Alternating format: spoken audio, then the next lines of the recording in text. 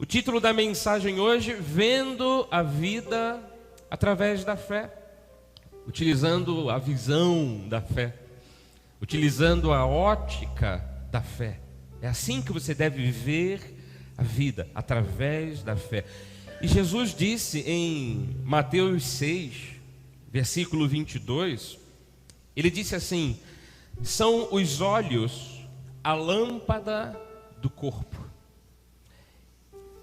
Se os teus olhos forem bons, todo o teu corpo será luminoso.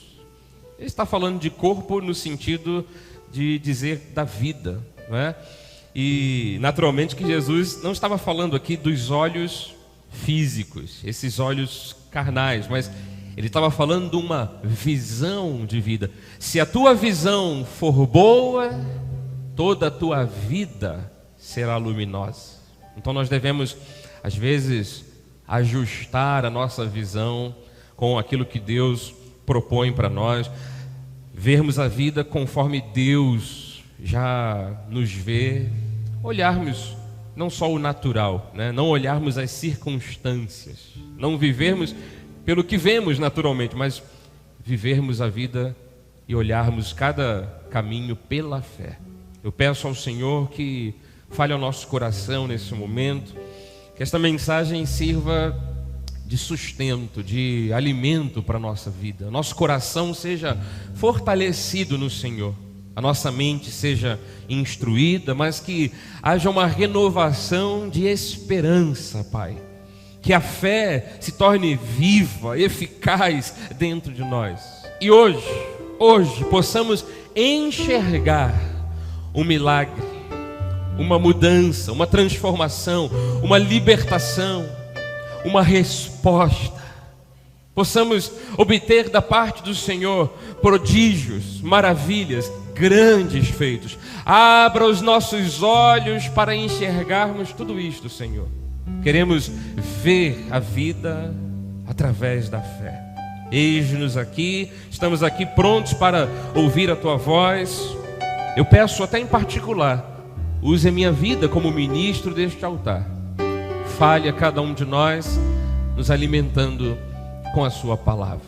Em nome de Jesus oramos, repreendemos toda e qualquer força contrária ao bom andamento desta mensagem e dizemos: a voz de Deus entrará no nosso coração e fará grandes mudanças. A voz de Deus entrará no nosso coração e fará grandes mudanças.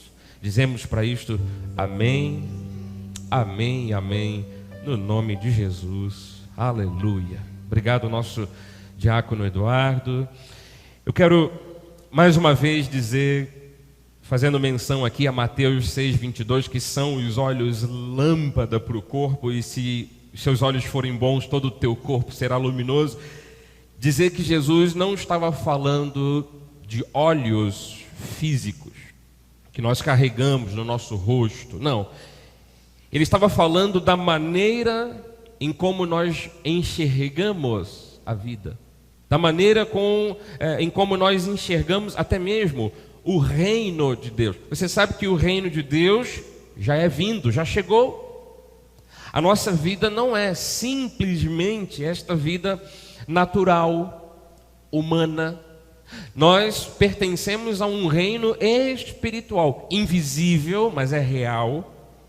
Não dá para se ver com os olhos físicos, mas eu te digo, dá para enxergar com os olhos da fé. E tudo que é ordenado no mundo espiritual acontece no mundo físico, influencia, determina coisas para o nosso dia a dia. Logo, se eu conseguir, por exemplo, enxergar em Jesus, e eu não tenho Jesus fisicamente aqui agora, ele viveu em carne e osso há 2015 anos, lá no Oriente Médio. Mas se eu enxergar em Jesus hoje, com os olhos da fé, o toque dele em minha vida, me curando, essa cura vai vir para o mundo físico, e eu vou ver no meu corpo a cura brotando. Se eu puder enxergar com os olhos da fé, Jesus dizendo a mim, como disse a Pedro, os discípulos estavam lá sem dinheiro, sem recursos, e veio o pessoal de Roma pedindo para que eles pagassem impostos. Jesus disse para Pedro, vai lá pegar um peixe. Ele caçou um único peixe, na boca do peixe tinha uma moeda valiosa, e ele deu a César o que era de César, pagou impostos. Se nós conseguirmos enxergar, se nós pudermos enxergar no mundo espiritual que Deus é o Deus de toda a provisão, o dinheiro aparece no mundo físico.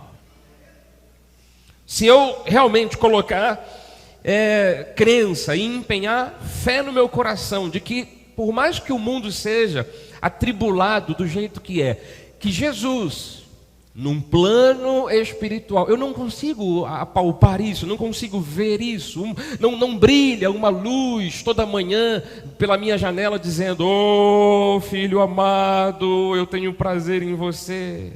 Muito pelo contrário, às vezes a gente acorda até de mau humor. Mas se eu enxergar pelos olhos da fé que lá dos altos céus, no mundo espiritual, um fecho de luz sempre brilha na minha direção, que pode transmitir paz para o meu coração, mesmo no meio de um mundo tão atribulado, eu vou sentir esta paz.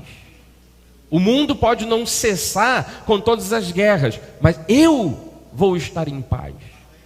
Então eu preciso ter olhos iluminados, na verdade eu preciso me olhar, eu preciso me vir como Deus me vê, eu preciso me ver como Deus me olha lá dos céus.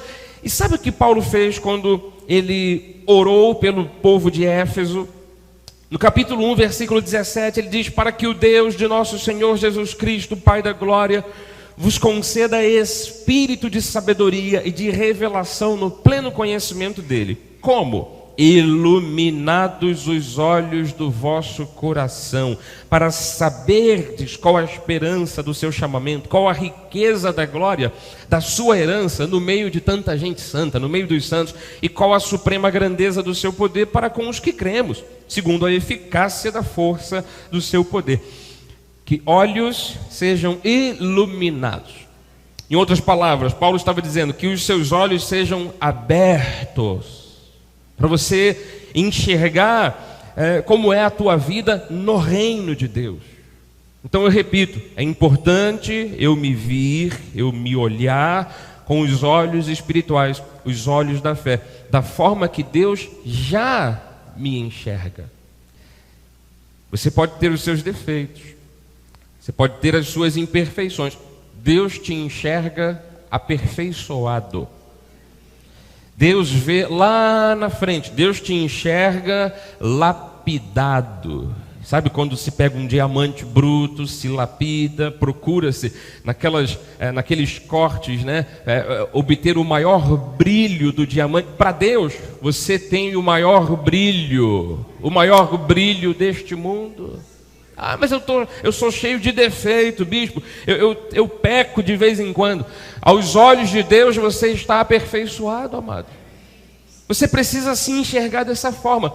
Ouça uma coisa, as nossas crenças, eu tenho falado isso aqui já há 3 semanas, isso é até impressionante. As nossas crenças, elas determinam o nosso comportamento. E aí é claro que da maneira que eu lido com a vida, como eu sou, assim eu vou transformando tudo à minha volta. Você sabe que se você se vê, não com os olhos físicos apenas, mas se você se enxerga na tua alma, por dentro, como um fracassado, o fracasso vai ser a marca mais evidente da sua vida. Aquela palavra a gente tem usado aqui já há algum mês, dentro desse mês, né, já há algum tempo. Provérbios 23:7. Como imagina em sua alma, assim o homem é. Não dá para fugir muito disso. Então, ouça, se você se vê vitorioso, a vitória será a marca mais evidente da sua vida, da sua história. Então eu preciso ajustar essa minha visão, bispo. Eu preciso fazer um óculos novo. Claro que eu estou comparando óculos da mesma forma que Jesus disse que os olhos são a lâmpada do corpo. Às vezes, esse óculos novo, né, e até na hora do ajuste, não sei quem já fez aqui óculos, você senta lá no oftalmologista, ele troca as lentes e diz, essa melhor, essa, você diz, essa, não, está quase a mesma coisa. Eu fico 1 hora ajustando o meu olho no oftalmologista. Eu digo, tá a mesma coisa, tá? Não, parece que melhorou. Não, parece que piorou, tá? Tem uma hora que o oftalmologista diz, vou passar aqui um óculos para você, porque é necessário que você tenha clareza na sua visão, não é? Ah, você compra óculos do camelô? Boa sorte para você. Vamos voltar para o mundo espiritual e para as questões do reino de Deus. Eu tenho que ter um ajuste nítido na minha visão. Até porque muito do que se crê, muito do que a gente leva em conta, vou te dizer, não é verdadeiro. A gente enxerga por dentro, na alma, a gente leva em conta um monte de fatores que são situações falsas, não são a verdade de Deus para nós. Eu vou lhe explicar o que significa isso. Porque as pessoas aprendem errado. Por exemplo, aprendem que Deus é um Deus punidor, carrasco, um Deus que castiga, um Deus bravo, um Deus violento. E essa não é uma visão errada, porque Deus é amor. Então a visão que nós temos geralmente é uma visão falsa. E a gente se ilude, a gente se engana.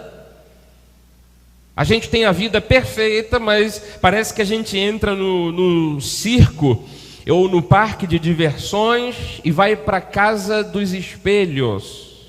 Alguém aqui já entrou na casa dos espelhos? Ai, minha Nossa Senhora Aparecida. Não, o que eu ia dizer, só as pessoas que estão mais experientes, cabelos brancos, mas só que eu também entrei na casa dos espelhos.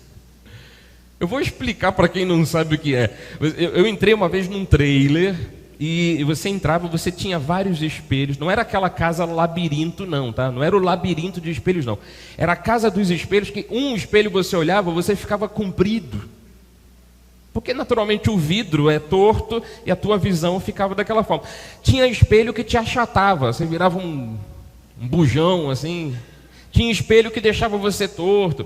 Tem alguns aplicativos de celulares, né, para tirar foto que deixa a cara toda torta. É mais ou menos isso. Imagina se eu me enxergar através daquele espelho torto. Eu vou achar que eu sou torto, enquanto que eu sou perfeito. Então, eu fiquei assustado agora, porque eu já fui numa casa dos espelhos e vi aqui que a maioria não foi, ou pelo menos os mais experientes. Mas essa casa de espelhos, que dá essa visão distorcida, eu repito, é uma visão falsificada, falsa. Porque você é mais do que vencedor, você nasceu para vencer, para ser feliz, você é um filho de Deus. Passou um tempo distante do Senhor, mas Ele te resgatou. E às vezes, como é a nossa visão?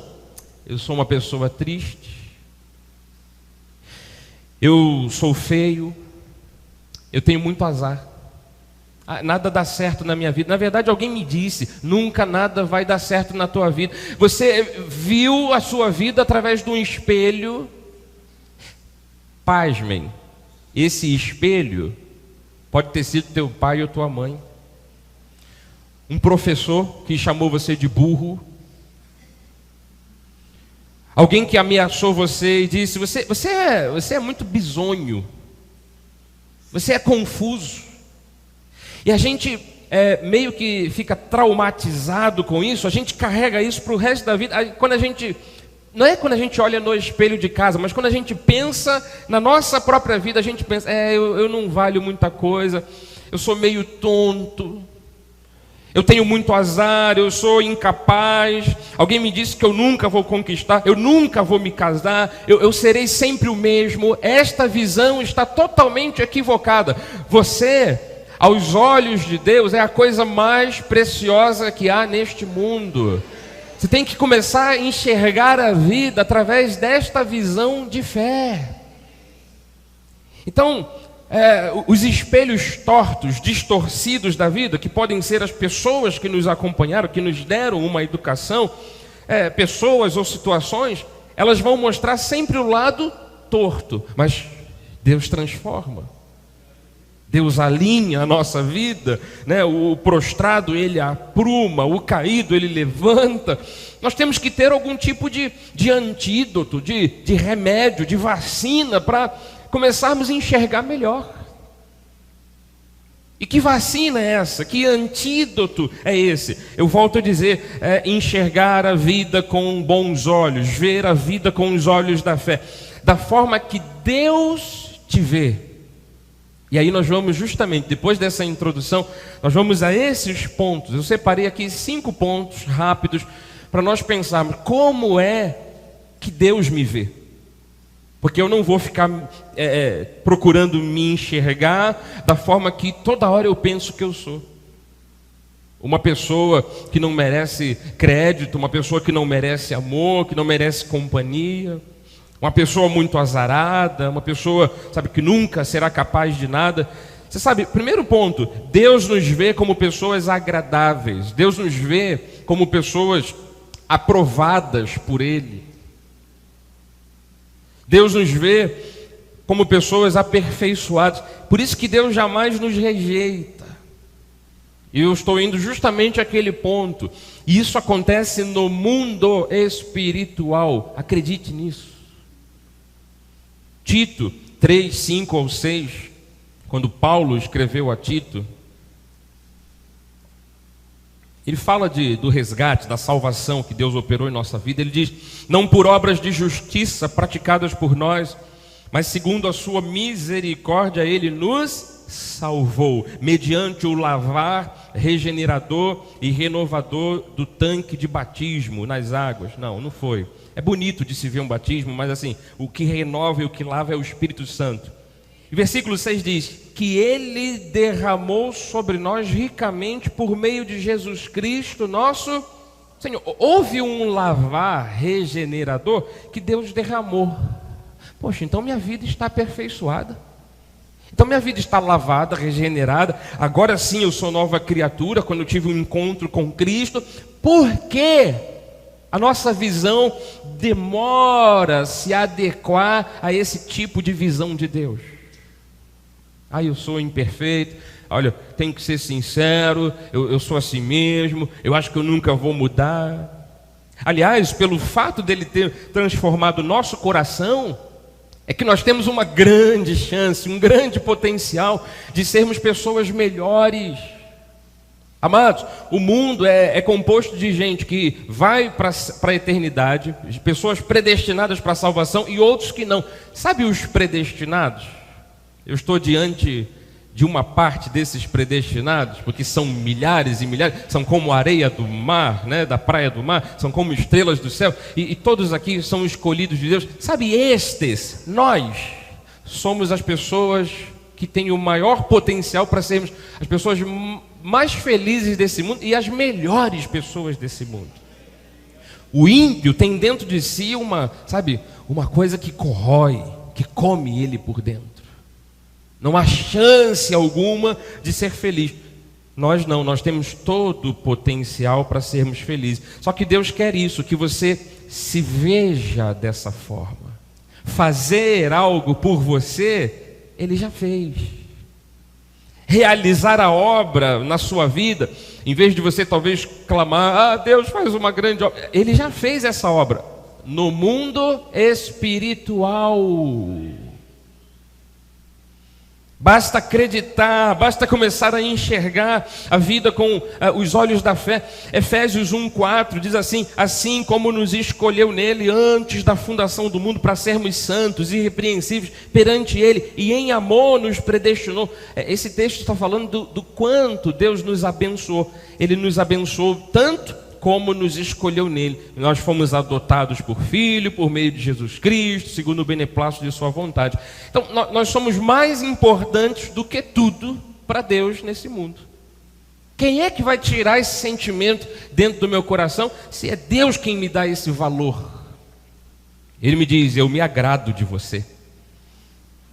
Você está aprovado. É na carne? É conforme a sabedoria humana? Não. A carne para nada aproveita. Mas olha, a carne é fraca, inclusive, mas o espírito está pronto. 1 Pedro 2,9.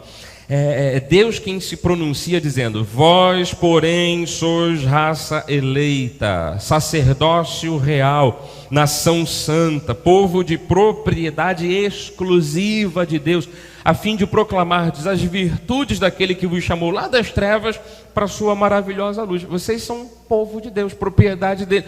O maligno não toca. Por que a pessoa fica com medo, sabe, de uma feitiçaria, de uma macumba, de um olho grande? Se só Deus pode tocar a tua vida, só Deus pode habitar em você. Por que as pessoas às vezes se sentem tão distantes do Espírito Santo?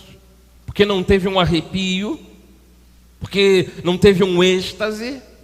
Ou, afinal de contas, nós não devemos confiar no conhecimento? Quando diz, você faz parte de um povo eleito, você é nação santa, o que habita em você é Deus, mais ninguém. Então o Espírito Santo está comigo. Sinta eu um arrepio ou não, eu tenho que ter convicções. Ah, bispo, mas é bom quando tem um arrepio. Depende, tem gente que não gosta, né?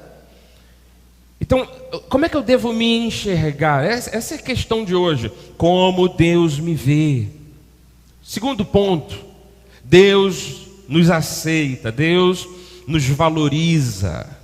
Lucas 12, 24, diz assim a palavra: observai os corvos, os quais não semeiam, nem ceifam, não têm despensa, nem celeiros, todavia Deus os sustenta. Quanto mais valeis do que as aves? Qual o valor que você acha que é o valor da sua vida? Se Deus cuida da natureza, não vai cuidar de você? Então a pessoa às vezes não se dá o valor. E aqui está a Bíblia dizendo, ó, seja para suprimento. Aqui era uma questão de comida, bebida, vestimenta, onde habitar, o que ter, né? Mas assim, se Deus dá um valor a você, por que você vai se desvalorizar? É a hora de rompermos, amados. É a hora de rompermos com todo trauma negativo que habita nossas mentes. Ai, eu não posso, eu não consigo.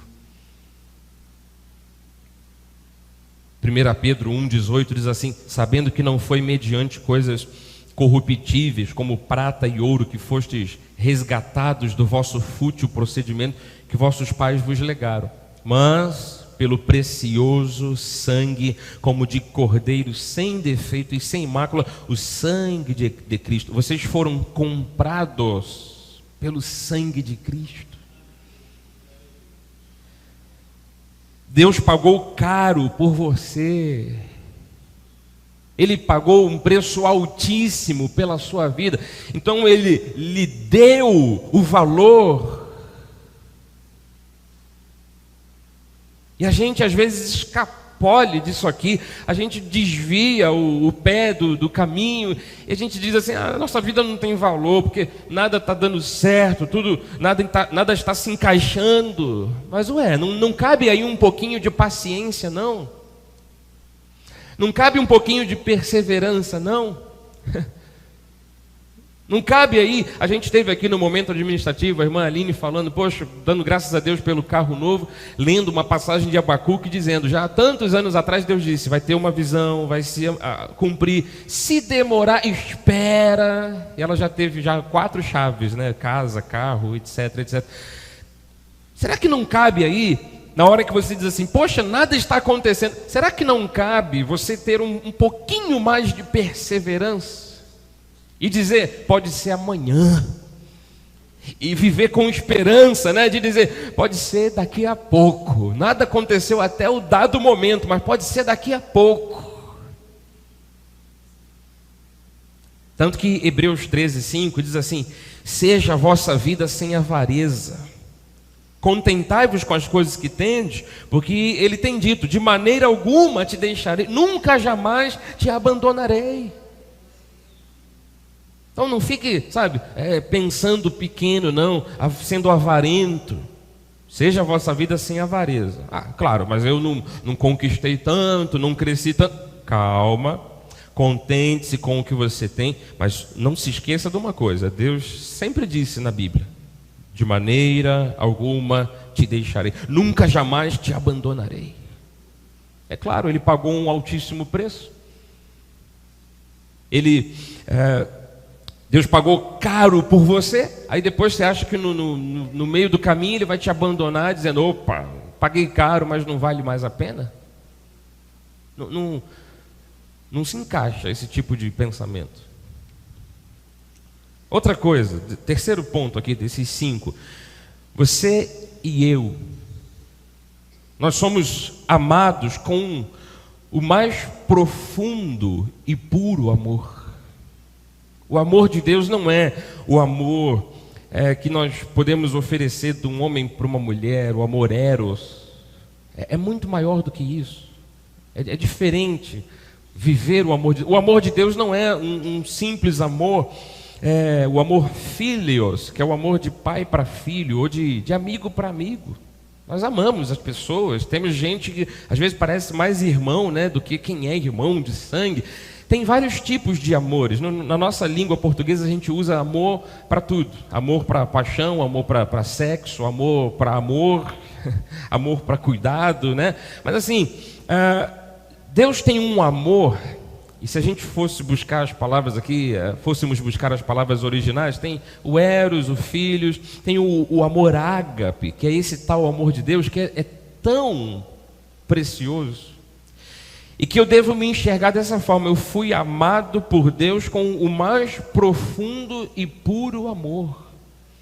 Um amor que ele não fica julgando, ele não mede o quanto a pessoa merece ou não merece. Você sabe que se a gente fosse calcular o quanto de pecado a gente já cometeu, o quanto de torpeza já fizemos, se fôssemos comparar isso como algo meritório para sermos alcançados pelo amor de Deus, amados, nós estaríamos nas mãos do capeta há muito tempo. Nós estávamos no fundo de um lamaçal, e Jesus foi lá atrás de nós, se sujou junto conosco, pegou a nossa vida, resgatou. O sangue dele, acredite nisso, lavou você, purificou você, te justificou. A questão o ponto é, se Deus fez isso, Ele não vai voltar atrás. Tudo bem que a gente, de repente, gaste energia, tempo em favor de alguém e você diga: poxa, já há 20 anos eu batalho por alguém, a pessoa nunca deu valor, agora eu desisto. Tudo bem que a gente até faça isso depois de um tempo, mas Deus consegue amar cada um de nós de uma forma muito mais sublime, de uma forma diferente de como nós amamos. Nós nos desgastamos. Deus é o mesmo para sempre. Aleluia. Aleluia. Então ele diz: eu não vou te abandonar, eu te amei com amor eterno. João 3,16 diz: Deus amou o mundo de tal maneira que deu o seu Filho unigênito, para que todo aquele que nele crê não pereça, mas tenha, olha o resultado disso, vida eterna. Então já fecha aqui a conclusão, né? O que ele fez por nós, e a partir do momento que a gente foi alcançado pela fé, e a gente creu em Cristo, a gente acreditou no seu sacrifício por nós, nós temos a vida eterna. Essa vida eterna não se cancela de uma hora para outra, ela não volta atrás. Mas se eu quiser voltar atrás, não tem jeito. Deus te arrasta, Deus te conduz. Nós vamos viver para sempre com o Senhor na eternidade, amados. Quando chegar, se nós não morrermos antes, quando chegar o período de um arrebatamento, que é o momento final, em que Deus vai dar um ponto final em tudo, e quem estiver vivo aqui na terra, que seja eleito, vai ser arrebatado, nós seremos todos arrebatados. Olha, num piscar de olhos, porque Ele já nos deu a vida eterna. Então é esse tipo de amor que fez de tudo por nós, que ofereceu a própria vida, o próprio sangue, que está derramado na nossa vida. Como é que eu vou pensar? Não pelo lado dos méritos, Tá, mas como é que eu vou pensar que eu não tenho valor, não sou amado, não sou precioso, se eu estou lhe dizendo que a gente tem que enxergar tudo isso no mundo espiritual, através da fé?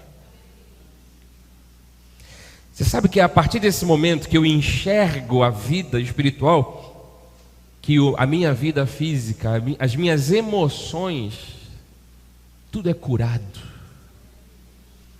Os medos, os traumas, os terrores, os pavores da vida, sabe? As fobias todas, as ansiedades todas, as pessoas não entendem esse ponto.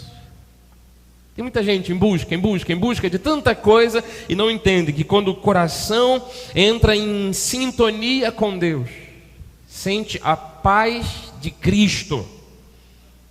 Quando a mente tem aquelas convicções, Deus me resgatou, eu tenho a vida eterna. Quando a pessoa encontra isso, encontra a graça de Deus, olha, tudo fica curado, sarado na sua vida. Isaías 54:10 até diz assim: porque os montes se retirarão, os outeiros serão removidos. Olha aí cada catástrofe que acontece no mundo, tsunamis, terremotos. Mas a minha misericórdia não se apartará de ti. A aliança da minha paz não será removida. O mundo pode se mover, sabe? Pode chover canivete, pode acontecer tudo que for. Deus está dizendo: não vou tirar a minha aliança, a minha paz não vai ser removida, diz o Senhor, que se compadece de ti. Nós viveremos para sempre com o Senhor. Ele diz: eu me compadeço. Ai, mas bispo, eu não consigo entender muito bem isso. Mas só não duvide. A gente procura de uma forma didática, a gente procura mergulhar na Bíblia Sagrada, e a gente tem uma doutrina sadia, equilibrada, sabe, para demonstrar tudo isso. Agora, eu não consigo entender claramente. Só não duvide. Outro ponto: Deus, Ele nos vê como pessoas perdoadas. Ele viu o nosso delito, Ele viu o nosso pecado, mas Ele resolveu perdoar. Efésios 1:6-11 diz: para louvor da glória de sua graça, que Ele nos concedeu gratuitamente no amado, em Jesus, né? No qual temos a redenção pelo seu sangue. A redenção pelo seu sangue, a remissão dos pecados. Opa, calma aí. Então o amado Jesus morreu, verteu o seu sangue na cruz, e hoje eu tenho redenção e remissão dos pecados. De alguma forma, não aqui no mundo físico, no dia a dia, em que a gente às vezes vacila, né? Mas assim, no mundo espiritual, você não é mais um pecador, não. Você foi remido, você foi redimido. A tua conta com Deus não tem sabe, aquela coisa assim contra, dizendo: está faltando pagar a multa tal. A ficha está branca, está limpa. Para louvor da glória de sua graça, temos uma redenção, temos uma remissão. E diz aqui, segundo a riqueza da sua graça, o versículo 8, que Deus derramou aos conta-gotas. Vou dar de pouquinho em pouquinho, porque não dá para confiar muito no ser humano. Não dá para liberar tanta bênção. Sabe, você dá a mão e já quer o braço. Eu quero Deus todo. Aleluia, amados. Ele não segurou vida plena, vida eterna, bênçãos, milagres. Ele derramou abundantemente sobre nós, em toda sabedoria e prudência. O versículos 9-10 diz assim: desvendando-nos. Olha como isso não é só uma questão de experiência, por exemplo, sensorial. Foi num culto, pegou fogo, aí eu senti que Deus derramou. Não. Deus derrama desvendando-nos, tirando a venda dos olhos, fazendo-nos enxergar o que está no mundo espiritual. Sinta eu o arrepio ou não. Mostrando, desvendando o mistério da sua vontade segundo o seu beneplácito que propusera em Cristo. Qual foi o grande plano de Deus? Versículo 10. De fazer convergir nele, na dispensação da plenitude dos tempos, conforme os tempos e as eras, tudo certinho, todas as coisas, tanto as do céu como as da terra. Nele digo, nesse Cristo, que tudo convergiu para ele, nele digo, no qual fomos também feitos herança. O ponto máximo que Deus, quando Deus concluiu isso aqui, foi quando Jesus estava na cruz. Quanto tempo já tem? 2000 anos para trás. Então, nele, Deus cumpriu o propósito.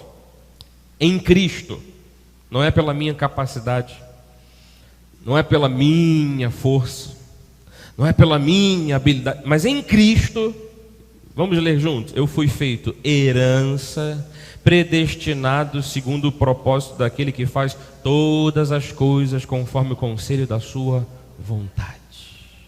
Eu fui preparado para um perdão, não foi por mim. Mas isso era uma aliança que Deus disse que faria. Hebreus 10:16 diz assim: esta é a aliança que farei com eles depois daqueles dias, diz o Senhor. Eu porei no seu coração as minhas leis, sobre a sua mente as inscreverei. Sinal claro de que Deus faz isso, ó. Pega as regras dele e ele influencia o nosso coração a obedecer. Como é que era antes do teu encontro com Cristo? Você ouvia do Evangelho e não dava nem bola, ainda rejeitava. Agora, Deus não, quando Ele faz cumprir essa aliança, Ele te convence. Deus nos convence do pecado, o Espírito Santo nos convence do pecado, até para nos arrependermos. Por que a gente não é tantas vezes convencido de que temos o melhor desta terra, de que fazemos parte de um povo mais que vencedor, de que pelas chagas de Cristo já fomos até curados? Está havendo alguma interferência aí? Será que o Espírito Santo não está te convencendo a tal ponto? Ou você não está abrindo os olhos para enxergar através da fé? Então nele, em Cristo, né, nós fomos ungidos, somos sábios, somos libertos, somos curados. Versículo 17 diz assim: e acrescenta, também de nenhum modo me lembrarei dos seus pecados, das suas iniquidades não vou me lembrar para sempre. Jesus nos perdoou a tal ponto que ele diz: não vou me lembrar para sempre. E tem gente que fica remoendo o pecado, a pessoa mesmo, sabe, fica se remoendo: eu fiz, eu aconteci, eu acho que por isso que eu não mereço, não tenho direito a nada. Nem Deus lembra mais. Se até mesmo agora, né, você diz assim: poxa, eu ainda tenho alguns erros, você tem que se consertar desse erro. Há sempre tempo para o arrependimento. Mas você acha que vai vir uma condenação lá dos céus? Não. Romanos 8:1 diz assim, agora pois já nenhuma condenação há para os que estão em Cristo Jesus. Estou falando de pessoas que se arrependem de mínimos erros que fazem todos os dias. Versículo Isaías 43:25, Deus diz assim: eu mesmo sou o que apago as tuas transgressões. Houve ou não houve um perdão maravilhoso? Ele apaga, por amor de mim, dos teus pecados não me lembro. Não é para, desculpa aqui a expressão que eu vou usar, mas eu tenho que abrir também esse parênteses e dizer, não é para gente sem vergonha que diz: tá, na graça é assim, estou perdoado de tudo. Não, se você não tem um coração arrependido, talvez você nem faça parte dos eleitos. Espero que não haja ninguém aqui com esse tipo de sentimento de coração. Talvez ouvindo aí pela internet: eu ouvi que essa graça aí me dá liberdade. Não, você é libertado, não é para ser libertino, né? Então assim, quantas vezes num dia de 24 horas eu me arrependo de tanta coisa que eu faço, mas eu não posso me corroer com isso. Eu quero mudança, mas eu tenho que saber disso aqui, Ele apaga. Ele não olha mais, Ele não lembra mais dos meus pecados. Então eu tenho que viver curado, sarado nas minhas emoções. Eu tenho que enxergar que há um bom futuro para mim, não por mim mesmo, porque eu continuo com os meus erros e falhas, mas porque Ele fez mais. Porque Ele, por exemplo, o último ponto, Ele me capacitou a ir adiante. Deus te vê assim, amado, capacitado. 2 Coríntios 3,5 diz: não que por nós mesmos sejamos capazes de pensar alguma coisa, como se partisse de nós. Não é de nós. Pelo contrário, a nossa suficiência vem de Deus. A nossa suficiência vem de Deus. Versículo 6 diz assim: o qual nos habilitou para sermos ministros de uma nova aliança. Não da letra, mas do Espírito, porque a letra mata, o Espírito é que vivifica. Então, sabe o que Deus faz? Ele acredita em você. Então Ele te capacita, Ele abre condições, Ele abre portas, Ele coloca palavras de sabedoria na tua mente, na tua língua.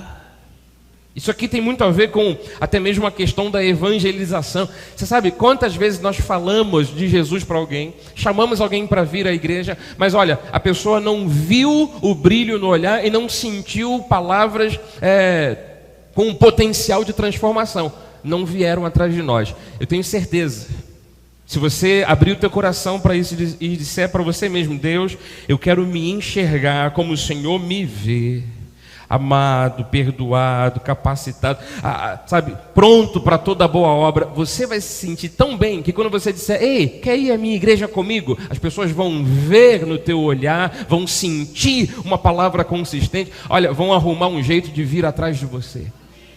Tenho certeza disso. A evangelização mais eficaz é essa, é no tete a tete, quando a pessoa sente, quando ela vê alguma coisa diferente em você. Quer dar um lindo aplauso? Que sejamos assim, amados. Que sejamos, sabe, a reprodução de Deus nesse mundo. 2 Timóteo 3,17 diz: a fim de que o homem de Deus seja perfeito. Ele te capacitou a tal ponto que é para você ser perfeito e perfeitamente habilitado para toda boa obra. Por isso que eu estou incluindo aqui a evangelização. Mas eu não sou capaz. Olha, anota aí na sua Bíblia, no seu caderno, escreve num quadro, põe pendurado na sua sala, Filipenses 4,13, tudo posso naquele que me fortalece. Não é de você, é Deus quem capacita. Mas eu, tira esse, mas eu, tudo posso naquele que me fortalece. Eu quero terminar dizendo uma coisa: a forma como você se vê, como você se olha, a partir de hoje, se você começar a se enxergar dessa forma positiva, conforme Deus te vê, a partir de hoje, isso vai causar uma mudança tremenda na sua vida. Algo maravilhoso, algo extraordinário vai começar a surgir, porque Deus lhe vê. Eu coloquei aqui um esquema, é um resumo aí do que a gente falou, né, no quadro. Deus te vê amado, aprovado, capacitado, perdoado, valorizado. Eu vou me enxergar de outra forma? Jamais. Diga, jamais.